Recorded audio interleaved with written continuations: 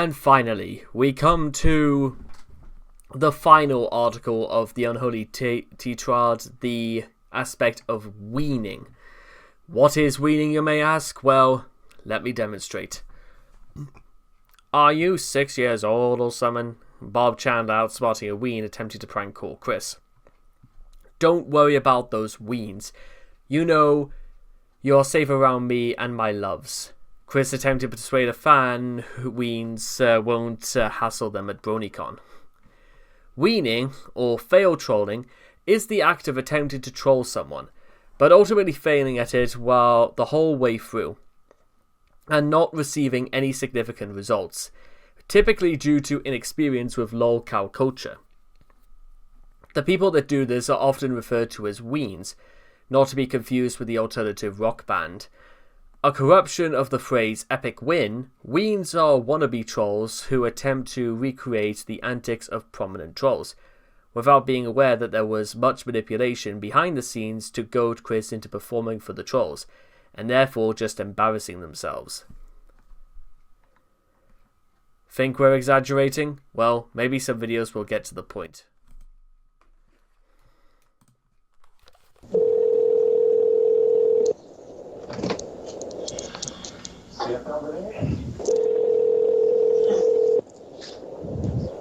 Fucking pick up, piece of shit. Hello? Julie! Julie! Julie!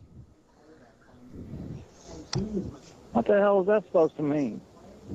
That you're an idiot? Whoa. Are you Bob Chandler?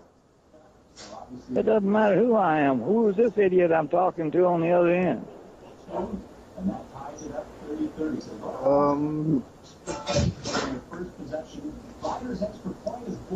You got some funny ass ideas of playing games at night on the telephone, don't you? Are you 6 years old or something?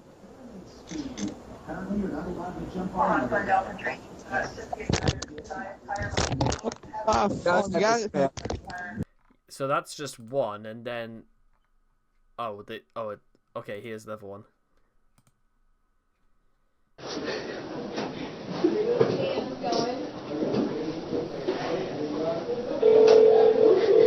Okay, I thought it was gonna go. Oh, calm down. Paul's kind of like dying. Keep it together.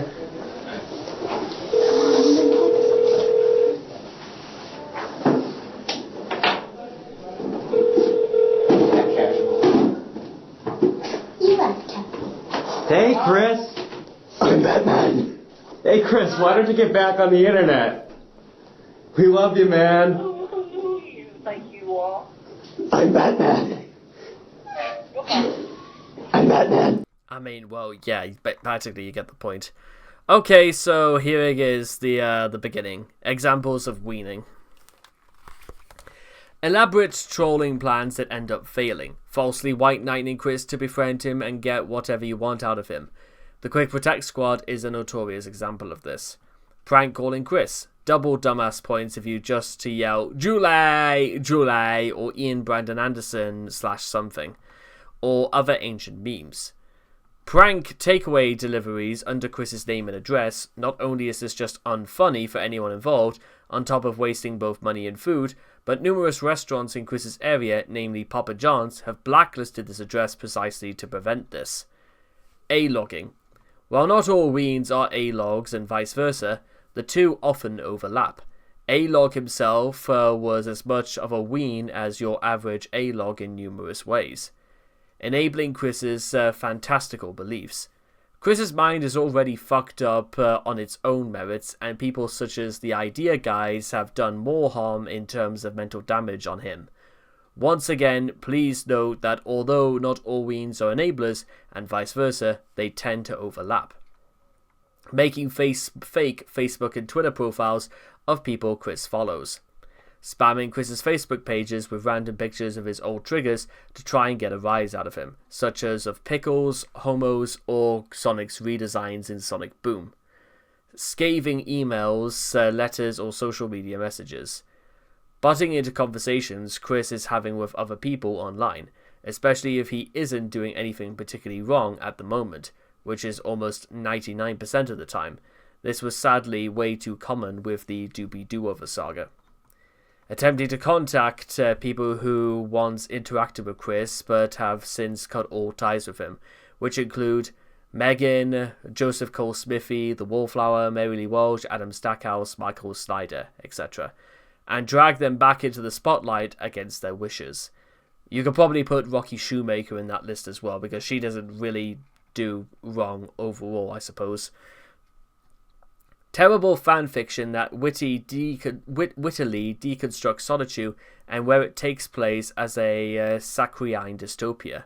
Sorry folks, but Aspachu, a girl who brought down the world, Solitude, the animated series, and Quick Collateral not only already do this, but I've already milked the concept for everything it's worth. It's time to move on. Terrible fanfiction and fan art that focuses solely on murdering Solitude characters, as seen in the picture down below, double dumbass points if focusing predominantly on the slaughterous Sonnies and Rosies. Mass reporting in an attempt to get his social media accounts shut down.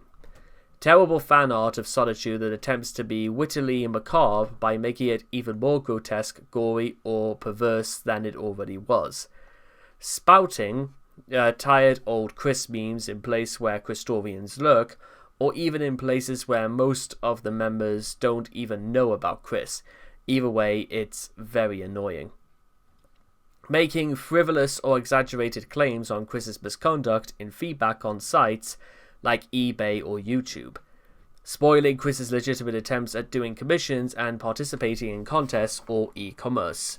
Sending Chris a glitter bomb. Sending letters for PewDiePie to Chris's address. Making terrible rap songs about Chris. Harassing bronies whose content Chris enjoys into blocking him on Twitter. Recreating his Wikipedia page as a social media experiment. Spamming his tweets with "Where's the comics? He's not going to respond, so don't even try." It may be just plain sad to say, but even telling Chris to get a job has become ween lingo. And there's more. Hacking into Chris's YouTube account to upload a video of someone screaming "Julie." Sending letters to Chris to persuade him into saying or doing things while under the belief he is Jesus. Translating Ian Brandon Anderson into a writing system Chris doesn't understand and telling him it's a blessing in another language. Writing a fake letter, claiming it to be sent by Chris in an undisclosed location, and directing it towards another locale. Funding a pornographic film about Chris. Who's doing pornographic films about Chris? Like, what? I'm gonna like friggin' like do my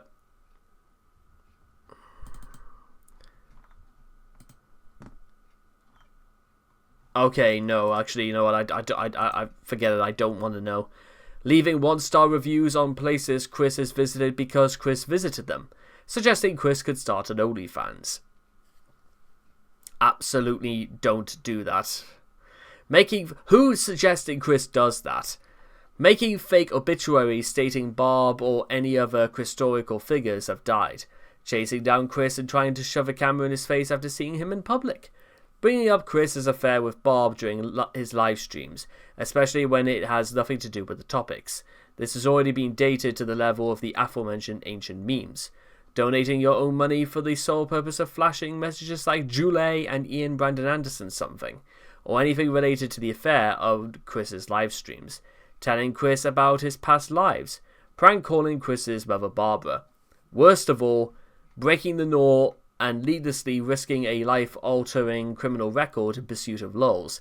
This includes, but is not certainly limited to, vandalizing or trespassing on Chris's property, which includes egging his house, illegally recording telephone conversations, stalking and harassment of him, his mother and the rest of their extended family, stealing from them, extortion, or threatening them with violence or even outright murder. This also applies to aiding and or encouraging other weens or Chris himself to do so. We really shouldn't have to say it at this point, but for fuck's sake, don't do any of this. So, did you get all that, by the way? This is all going to be on the test. So, yeah, those are just the examples of weaning and what weaning is not. As annoying and unhelpful as weaning is, The term has ended up being severely misused by much of the quick sphere to the point where some consider it to be any form of interest or interaction at any point with Chris or the world relating to him and his misadventures. As such, it's important to keep in mind what actions are not considered the correct definition of the term. Casual observation and discussion of Chris and his circumstances in places such as this very wiki or Kiwi Farms, where they are permitted and or actually relevant to the topic at hand. Any trolling plan that actually succeeds to some extent, be it good or bad for Chris, original or cringy, etc. Asking basic repetitive Chris questions as a newbie, regardless or of if it's not to do with recent events or those from the classic era and such. Even the most devoted Christorians had to start somewhere. Coming up with the speculative Christory based on past and ongoing events. Making fan media, art, fanfiction, animations, cosplay, etc. of the Solitude series, so long as it's not exclusively perverse, grotesque, or unintentionally poorly made. And you don't go out of your way to show it to Chris. Helping to document and provide information on developments and occurrences in Chris's life as they come. The same goes for any corrections and confirmations with appropriate evidence of ambiguous and or unconfirmed information. Visiting public locations where Chris is well known to have been or is to otherwise associated with, such as the Charlottesville Fashion Square, Gear Hearts, the End Games, or Piedmont Virginia Community College. Of course, this is so long as you don't try to fail troll or otherwise harass anyone for info on Chris. If you do visit these places, consider doing some good out of it as well by supporting them and the local community through donating to applicable and or purchasing from them. And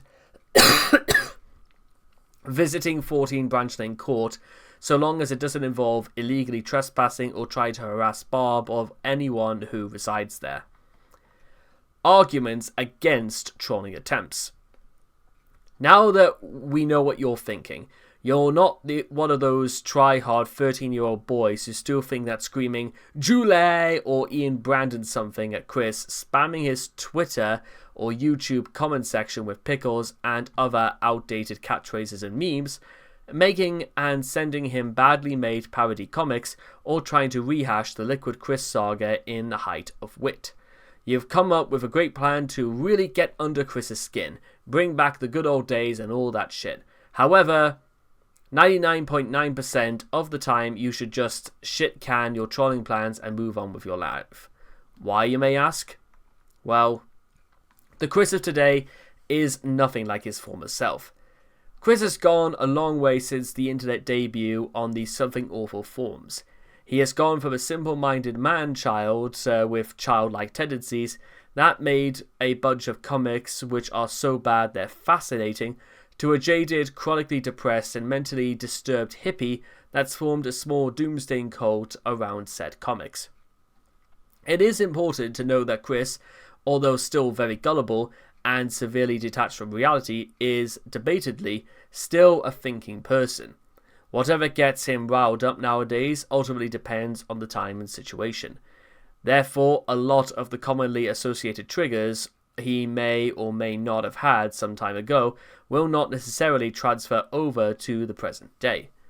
It should also be noted that, because of this change in perspective, trolling hits differently in this day and age than it did before Chris lost his father, which is incidentally the point where most of Chris's most famous trolls opted to leave him alone.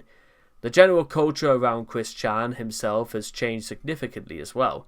While past trolls like Clyde Cash and Liquid Chris were praised for a time, and are still fondly remembered and respected by those who don't see them as being as bad as Chris, the days of trolling Chris are as heteronormative, egotistical man-child have faded to trolling Chris as a mentally ill, self-destructive, broken shell of a human being.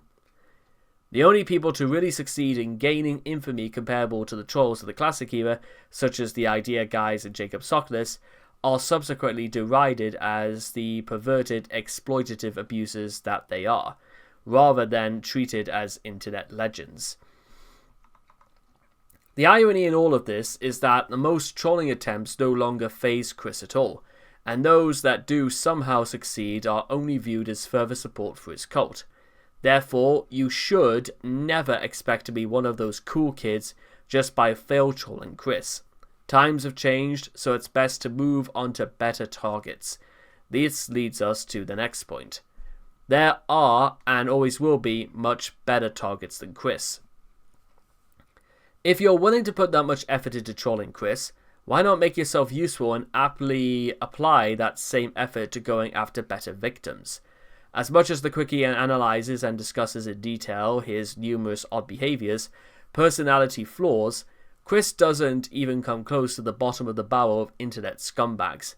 Neo-Nazis and other hate groups, social justice warriors, abusive lovers and parents, scam artists, P-words and EP words, corrupt politicians and corporations, religious zealots, ZP words, and other animal abusers, hackers, script kiddies. What's script kiddies? And malware writers / distributors, gang members, terrorists, and other online recruiters, A-logs and enablers, and many other assorted shitbirds are much, much more deserving of concentrated trolling than Chris will ever be. Even if you don't give a shit who the troll bait it is, as long as you get laughs under lucricities, the Chris of today just isn't as amenable to trolling as he used to be. As discussed beforehand, the amount of effort you will need to put into navigating around his paranoia and autistic sensibilities would be staggering to say the least. And even if you do manage to bypass these obstacles, what is there left to do to him? Anything amusing about him has already been exhausted except the shit he does on his own initiative, also discussed further below. All that is left of him at this point is a withered husk of a lolcow. As much as you may try to milk it, you'll be hard-pressed not to get only cobwebs, dust, and shriveled dead insects in return. With that in mind, you may as well just spend your time on another lolcow who hasn't been injured or inured to years of deceit and humiliation. For most aspiring trolls, the only reason to pick Chris over any other internet jackass is because he's relatively well known even today, and you have a ready-made audience available to appreciate your efforts. But that's just you being lazy, not some trolling mastermind. The Chris of today is not quite as gullible as he used to be. Granted, almost no one on Earth is as naive as Chris was in 2007. However, since then, Chris has gradually learned that when he's contacted by people claiming to be Shigeru Miyamoto, Batman, Vanessa Hudgens, someone from his past, or even his own relatives, chances are he's just being trolled.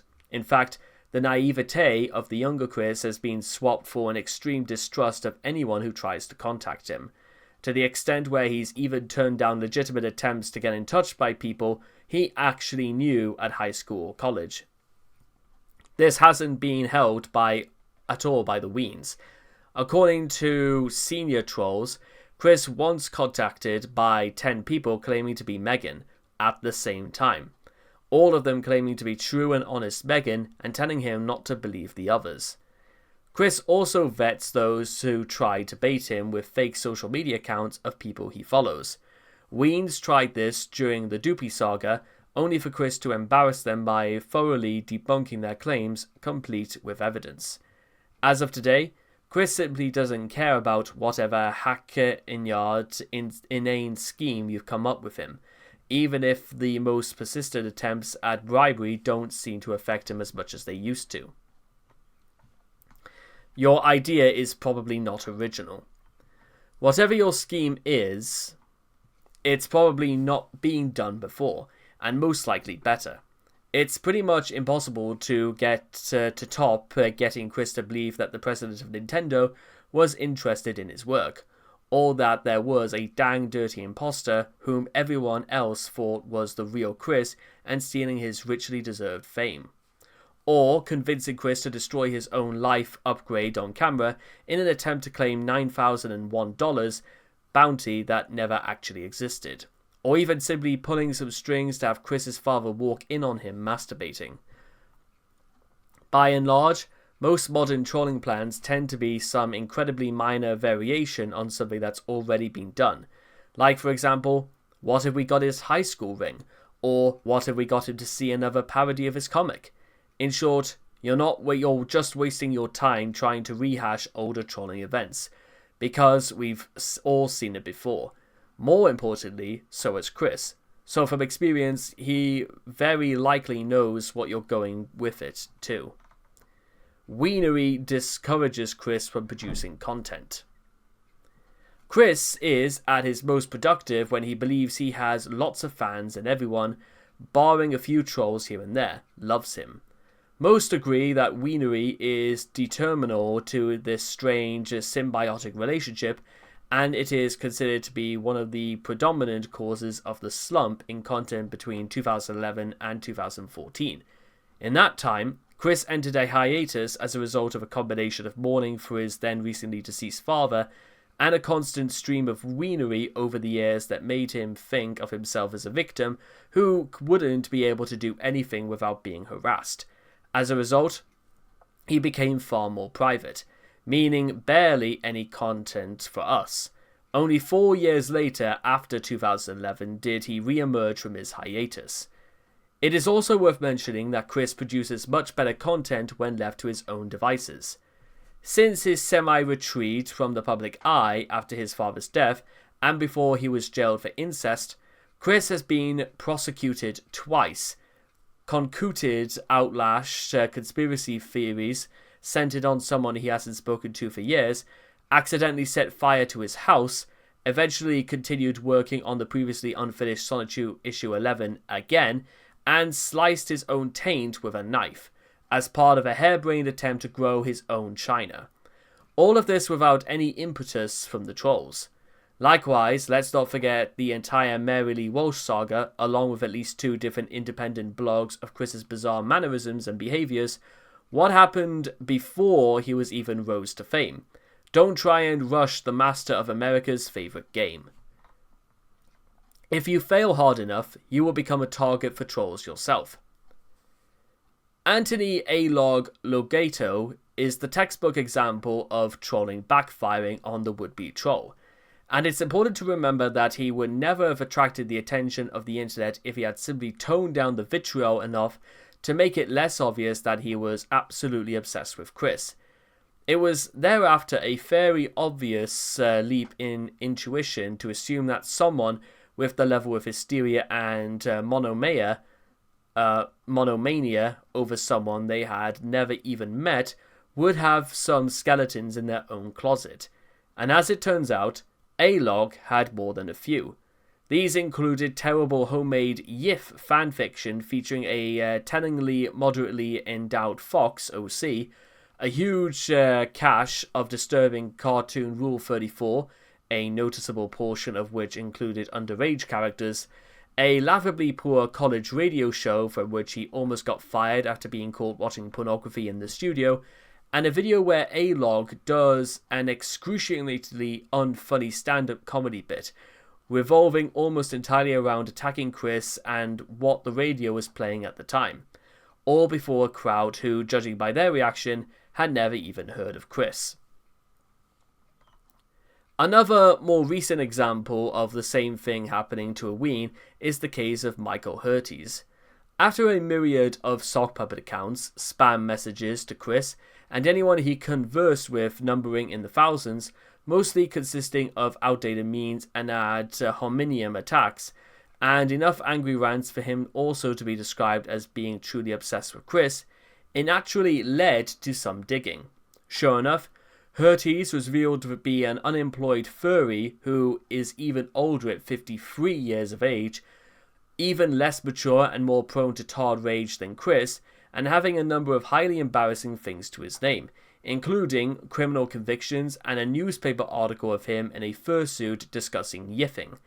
Consequently, he became a huge laughingstock overnight, not only turning into a lolcow himself, but it even got to the point where Chris himself dismissed Hurties, and by extension everything he'd done as an irrelevance.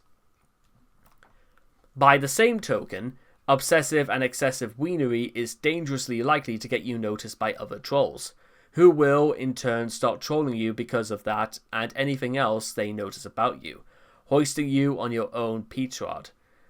In other words, it's akin to plugging in a huge neon sign pointing the trolls straight to your collection of Goku/Anne Frank/fiction and boy band shrines. Even successful trolls can become targets. After several months manipulating Chris, the idea guys had their real-world identities exposed in the first half of 2018. Between October 2017 and March 2020, Kiwi Farms officially encouraged users to dox weens as a deterrent. Several would-be weens have been foiled this way, and their effects have possibly spread into their real lives. Chris himself also carelessly exposed those who tried to interact with him while remaining anonymous. Remember, there is an energetic community devoted to recording every facet of Chris's life and interactions. You will be noticed. And as covered in more detail below, the attention you'll end up receiving will likely be the undesirable kind, even if you do somehow catch Chris's attention. Due to her edgy behaviour, A-logging directed towards Chris, attempts at weaning Chris, and spreading misinformation when faced with being doxed, Bella has been widely disgraced by the greater Quick sphere, probably by a lot of people as well, including probably the University of Texas as a result. Among other fucked up things that she's done. Even if you do succeed, you will likely regret it later. Chris-chan he's an enigma which to so many people, they thought he was a troll. Because they're like, there's no way this motherfucker is real. Because he's like the saddest human being ever. And it's sad because it's like, I spent 4 years of my life fucking with him. And people are like, bring it back. And I'm like, no, let it die. It's like depressing. It's not the golden age, it's the depressing age. Spaz Kid on the unwanted attention he receives from weens to this day. Also, there's been tons of things in my life I've regretted and hated doing later on. All of that stuff from 10 years ago was one of them. I've moved past everything that happened those many years ago, and obviously I'm a different person now. It wasn't funny and was a very long A-log thing to do. Nothing much else to say. Blue Spike on reflecting on his time during the Julie saga. But by the way, we're not even... Wait until we get the chance to talk about Blue Spike, because he says he regrets it, but whether he is actually like sorry for any of this is another matter. All too often, trolls that do somehow manage to succeed in extracting lols from Chris end up getting more than they bargained for. For example, Spaz Kid stopped making Sonichu the animated series when he began to pity Chris and realised he wasn't worth trolling. On top of a lot of unseen drama involving which the series writers and voice actors, but still regularly finds himself, as seen above, hounded by obsessive weens and A-logs to keep making it against his wishes. Liquid Chris may have to spend a long time fending off accusations from people outside of the Chris Champ bubble on tormenting an emotionally vulnerable autistic man for his own amusement.